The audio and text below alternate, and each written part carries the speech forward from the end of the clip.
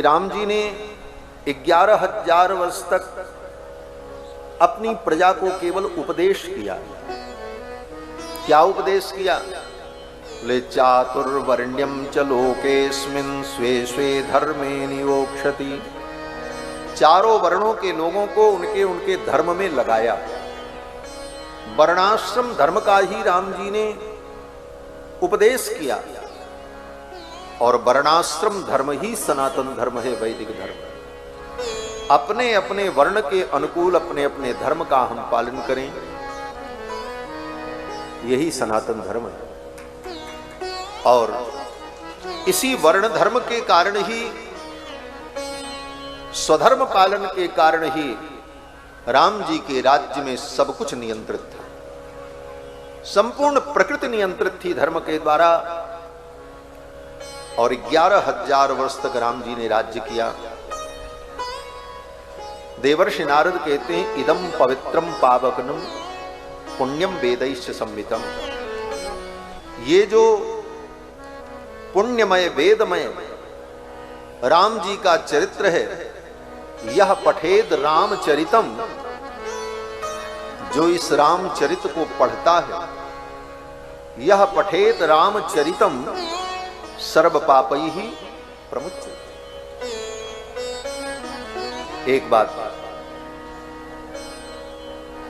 इस ग्रंथ का नाम रामायण है,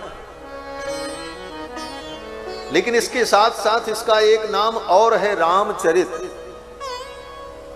महर्षि वाल्मीकि कहते हैं, यह पठेद रामचरितम, जो इस रामचरित को पढ़ता है। तो इसका नाम रामायण भी है और रामचरित भी है। बोले एक ही ग्रंथ की दो नामों से प्रसिद्धि कैसे हो सकती? तो वाल्मीकि जी ने जब रचना की तब तो रामायण नाम से यह ग्रंथ प्रसिद्ध हुआ। और कहते हैं कालांतर में महर्षि वाल्मीकि ही गोस्वामी तुलसीदास जी के रूप में प्रकट हुए और उन्होंने राम कथा का वर्णन किया, तो अपने ग्रंथ का नाम रखा रामचरित। रामचरित मानस यही नामा, सुनत श्रवण पाइय विश्राम।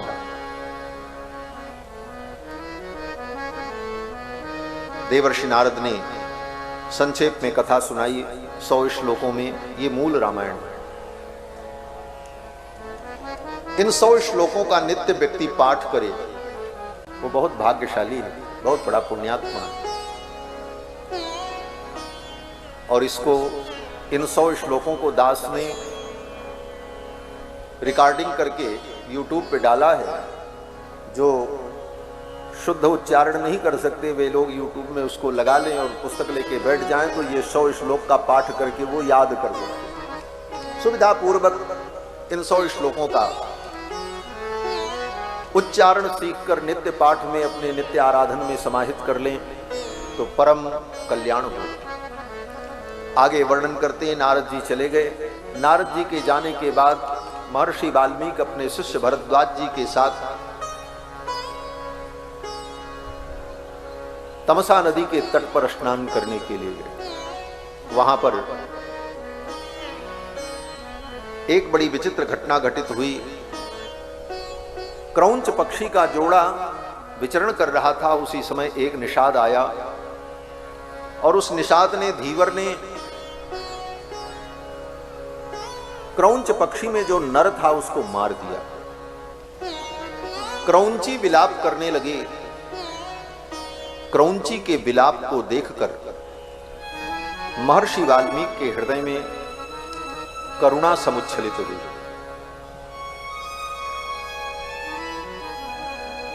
ये रामायण महाकाव्य करुण रस से ओतप्रोत महाकाव्य।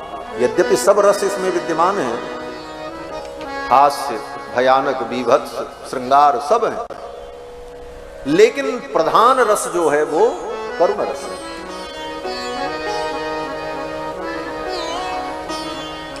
रामायण में पग पग पर करुणा प्रकट होती है। इस काव्य की रचना के मूल में भी करुणा ही। उस क्रौंच की मृत्यु को देखकर महर्षि के हृदय में करुणा समुच्छलित हुई और अगले ही क्षण उस निषाद को देख करके वह करुणा कोप में परिवर्तित हो गई। रस सिद्धांत के विज्ञ पंडित लोग जानते हैं रस एक ही होता है,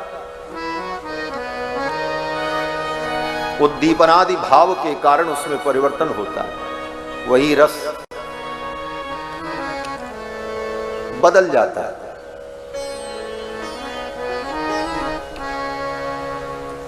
वो करुण रस क्रोध में परिवर्तित हो गया और क्रोध से करुण रस भी हो जाता है। यहां तो महर्षि वाल्मीकि के अंदर जो करुणा थी निषाद को देख करके क्रोध में बदल गई, और नृसिंहावतार में भगवान के अंदर जो क्रोध था प्रहलाद को देख करके करुणा के रूप में परिवर्तित हो। स्वपाद मूले पतितम तमर्भकम विलोक्य देवः कृपया परिप्लुता। तो महर्षि वाल्मीकि के हृदय में क्रोध प्रकट हुआ और शाप दे दिया, मां निषाद प्रतिष्ठाम तुम अगम। हे निषाद, तुमको कभी प्रतिष्ठा प्राप्त नहीं होगी,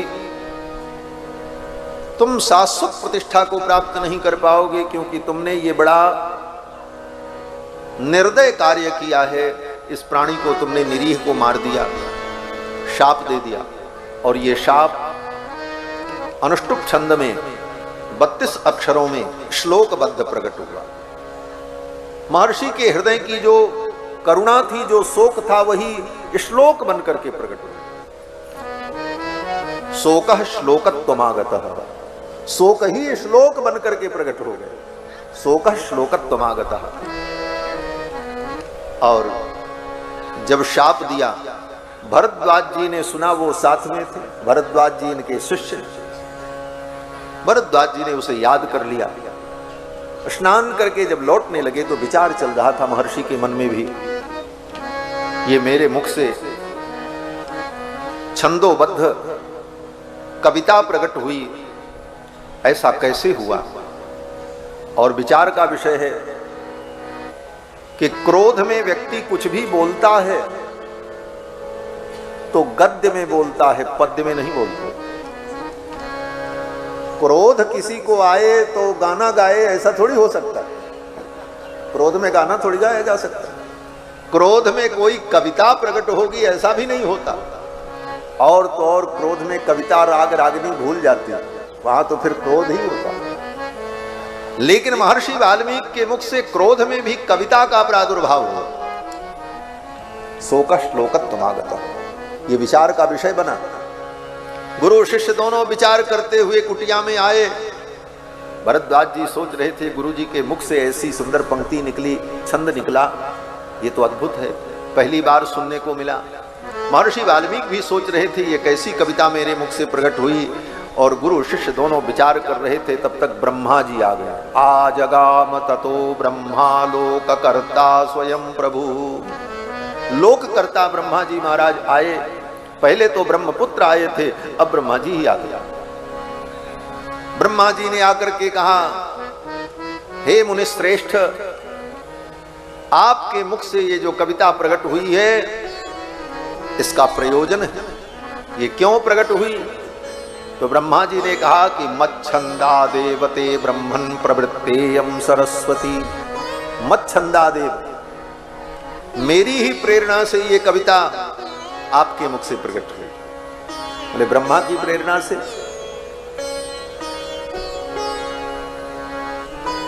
मच्छंदा देव का अर्थ विद्वानों ने यह भी किया कि ब्रह्मा जी कहते हैं, मैं जिसकी प्रेरणा से कार्य करता हूं, मैं जिसके अधीन हूं, उन परमात्मा की प्रेरणा से आपके हृदय में कविता प्रकट हुई। मच्छंदा देवते ब्रह्मन् प्रवृत्तेयं सरस्वती। और आपके द्वारा एक अद्भुत काव्य की रचना होगी। आप राम जी के चरित्र का वर्णन करो, जो आपने संक्षेप में नारद जी के द्वारा सुना। वाल्मीकि जी ने कहा, मैं वर्णन तो करूं, ये सामर्थ्य मेरे अंदर कैसे आएगा। ब्रह्मा जी ने कहा, मैं आशीर्वाद देता हूं। बोले राम जी के संपूर्ण चरित्र को मैं कैसे जान पाऊंगा। नारद जी ने तो संक्षेप में बताया है। मैं विस्तार कैसे करूंगा? वन में उन्होंने जो जो चरित्र किया वो मैंने देखा नहीं, मैं उसका विस्तार कैसे कर पाऊंगा? तो ब्रह्मा जी ने कहा कि मेरा आशीर्वाद है, तुम्हारी वाणी कभी झूठी नहीं होगी और राम जी का संपूर्ण चरित्र तुम्हें दिखाई पड़ेगा। तच्चाप्य विदितम सर्वम विदितम ते भविष्य। राम जी का जो चरित्र अविदित है वह भी चरित्र तुमको विदित हो जाएगा और राम जी के चरित्र का तुम वर्णन करो।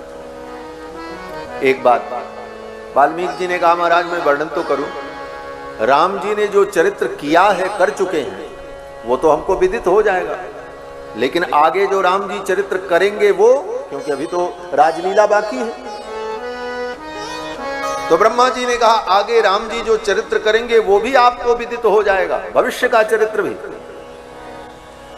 वाल्मीकि जी ने कहा ठीक है, उसका भी मैं वर्णन कर दूंगा, लेकिन आगे का जो चरित्र राम जी का है, राम जी वो चरित्र करेंगे, वो तो भविष्य के गर्भ में।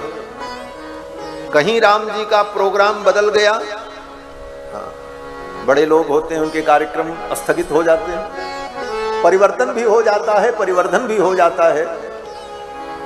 कहीं राम जी ने योजना बनाई, चलो बस अब आगे की लीला नहीं करेंगे, अब बैकुंठ चले जाए, तो राम जी को कौन रोक पाएगा?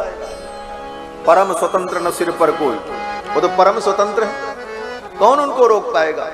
तो अगर मैंने वो भविष्य का चरित्र लिख दिया और राम जी ने वो चरित्र नहीं किया, तब तो हमारी वाणी झूठी हो जाएगी। ब्रह्मा जी ने कहा चिंता मत करो, मैं आशीर्वाद दे रहा हूं, रघुनाथ जी बड़े कृपालु हैं, तुम जो कुछ लिख दोगे, राम जी की इच्छा नहीं भी होगी फिर भी वो चरित्र राम जी को करना ही पड़ेगा। यद यद धियात उर्गाय विभावयन्ति तत्तद बपु प्रणय से सदनुग्रहाय। जो चरित्र आप लिख दोगे राम जी को वो चरित्र करना ही पड़ेगा। क्यों? बोले ठाकुर जी अपने भक्तों की वाणी कभी झूठी नहीं होने देते। सत्यम विधातुम निज भृत्य भाषितम, अपने भक्त की वाणी को कभी झूठा नहीं होने देते ठाकुर।